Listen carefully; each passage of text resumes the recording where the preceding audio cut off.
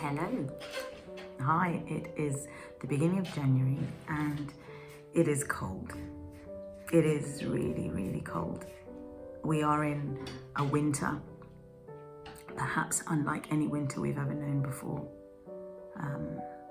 There is a financial winter, there is a physical winter, there is a spiritual winter for some, there's an emotional winter for sure, there's a political winter. You know, over in the States it appears Olympus has fallen, perhaps. The democracy police have forgotten what democracy means.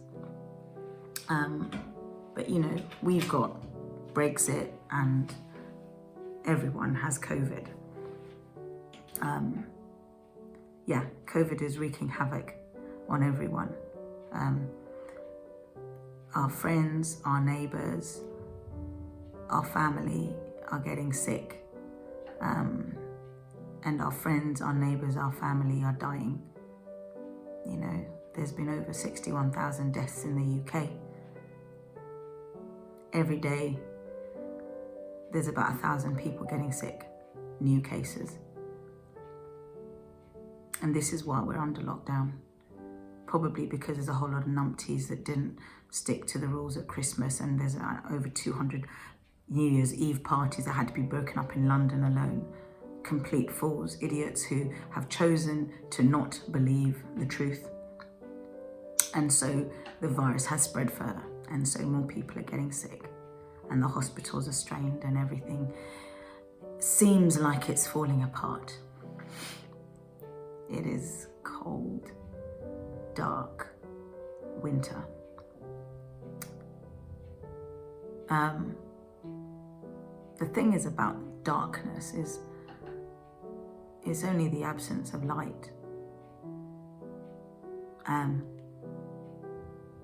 We know something is dark because there is no light. We know something is cold because there is no warmth. Winter is a beautiful season, a necessary season, for many reasons. But sometimes we barely make it through. I'm going to talk to you today about light. A lot of you are asking me about this Christmas promise tree I talked about in my last video. And I said that it was going to be this new tradition for my family. I've decided that it will be. I wasn't sure if it would pan out. I think it panned out well. It panned out well enough for me to go with it, and my children will have to deal with it for the next few Christmases at least. So this is the Christmas promise tree. I made it. I did not make the tree. I got this from, who are those people? Hobbycraft. And then I put on the lights and the embellishments. When you last saw it, was covered with these and covered with these, or it's still covered with the bottles, but they're all filled. And what it is that it's a bit of like an advent calendar kind of thing, except ain't nobody got time for 24 days. So we're doing 12 days. And so each of the bottles has a number on it. We count down from the 13th to the 24th of December. So we do bottle number 12 first, and then we count down so that on Christmas Eve, we do number 1. And my children will pick one of the bottles and open it up. And on the inside is a verse written on. And my daughter, who's currently the only one old enough to fluently read the Bible, gets out her Bible and she reads the verse. And there's also one of these. They get to undo these beautiful green sparkly bows, which are beautiful and green. I love green. And inside the bag will be two treats, one for each child. The treat, of course, is whatever it is I want to put inside there. If they're lucky, it's something they'll actually enjoy or like. Yeah, I'm not mean. They did actually get to have proper treats at Christmas. Yeah, so the main thing, of course, is this, the verses. 12 verses. The first 5 verses are from the Old Testament, and the next 7 are from the New Testament. The first 5 verses are teaching my children that there was a promise. Over 700 years before Jesus was born. So we're talking at least 3,000 years from now, people started to be told about the promise of one who is coming. And my children now know that God promised us a savior, that his name would be Emmanuel, Jesus. They know that God said he would be a king, that he'd be worshipped by other kings. They know where he came from, that he would be from the line and the family of David, that he would come in the town of Bethlehem. They've seen all this stuff that they just thought happened. They've read it with their own eyes and seen the prophecy. They now know what a prophet is. And they see this, and then in the next 7 verses, they see that the New Testament retelling of the story of this king coming. This king that would be Emmanuel, God with us. You see, here's the thing about Christmas miracle. The Christmas miracle isn't how fantastic if it snows. It's not that warm, fuzzy feeling that you get inside and being with family. Lies. It's not even, the fact that, you get presents. It's definitely not the fact that a really overweight man in a red suit can squeeze himself down chimneys and chooses to do so, and all the chimneys in the world, and does it in one night. Or as miraculous as that would be, that is not the Christmas miracle. The Christmas miracle is God, Lord of Lords, King of Kings, creator of the universe, the one that puts stars into space, the one in whom all things consist. That God chose to be made man, God incarnate. Why? Why? He chose to walk amongst us. Why? Why? Because the people that he made, that he created, chose to live apart from him. And in that choice that we call sin, everything fell apart. We live in a broken world. Yes, we have sickness, disease, tsunamis, earthquakes, because our world is broken. Yes, we have hatred, rape, incest, abuse, murder, because we are broken. There's darkness because of the absence of light. We chose to separate ourselves from he that is light, from God. And he decided long, long ago that he was going to rescue us. A holy God can't ignore sin and brokenness. He can't just wipe it all away. He can't just take it away, because he's holy. If it's wrong, it's wrong. Consequence is consequence. And we are living in consequence. And he chose to rescue us. The one thing that could take away the eternal consequence was for that sin to be paid for. And it couldn't just be magicked away by an angel. They that bore it had to pay for it. And so God had to be a man, so that he could take it upon himself, the punishment that was ours, the consequence that was ours. Jesus came beautiful, gurgling as a baby, so that he could die horrible a death on a cross. That's why he came. That's the miracle, that a God would choose to make himself the degradation that is man, so that he can save man.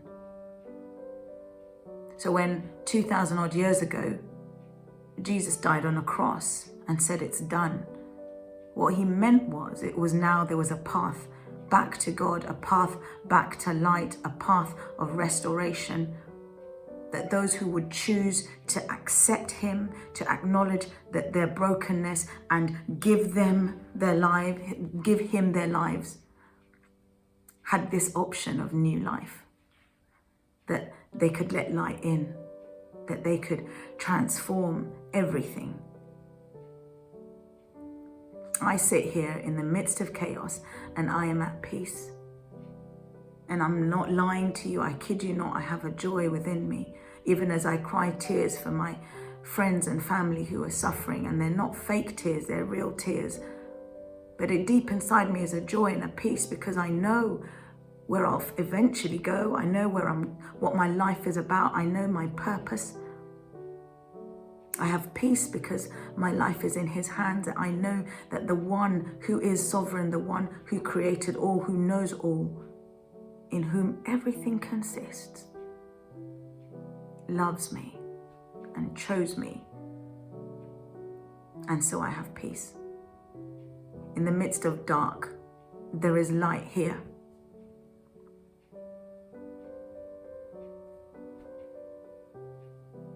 We're in the dark and it is cold and it is wintry. But there's hope. There's a light that burns brighter than any light you've ever known. A light that will transform lives, a light that can bring healing, true, oh my gosh, I can't believe he's walking, healing. A light that will mend marriages, restore relationships. A light that will bring forgiveness to those that you feel would never be forgiven. A light that changes everything. When you switch the light on, the darkness disappears. Darkness is just the absence of light. Yes, I did get my vaccine about a week after my last video, and I'm about to get my second dose of Pfizer tomorrow, actually. And so if you see me smiling and swinging about, it's not because of the vaccine. It's good. I think it's good. You should get it. But my peace comes from somewhere else. My peace comes from the King of Kings, who is my Father and my friend, my rescuer, my Savior. And he's not just mine. You can have him too. I've been doing these vlogs for 10 months now. Is it 10 months? I lied. I think it's probably 8 months. It's a long time. It's all COVID related. It began with COVID, and so it's easy to remember because it's kind of like around that day when I started, when I broke down in the car park in Asda when my hospital had just been told, COVID is here. On all that time, I've been chatting to you guys and telling you about how I've managed through this and how God has been speaking to me. And you all know that I walk and I stand only because of him. You all now know, the world knows, as long as I say the world has access to my videos. I have only 161 subscribers. I'm just saying, get the word out. Everybody knows that I walk with him. And I don't know if in that time I've ever made a plea as strong as the one I'm making now. It is desperate times. I live near a bridge, and people have been jumping off that bridge in recent days. People have succeeded in removing themselves from life because they've reached a desperation and a point of darkness that they saw no way out. And I just can't sit here and hear the helicopters trying to find bodies out of the river and not recognize that these are desperate times. And so this is a desperate call. If you are in the dark, and even if you're not quite sure what I'm talking about and you don't quite believe it and it just seems like a fairy tale, if you're in the dark, you don't have anything to lose. Just call out to Jesus. Even by yourself, if you've got someone you can ask, then ask them to pray with you, talk you through it. Call me if you know me, call me. I'll talk you through it. But these are desperate times. We're in a dark, dark winter. We've never had anything like this before.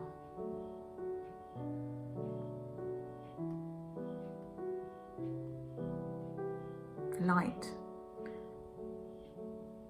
Light that changes everything is available to you in your dark. So switch on the light.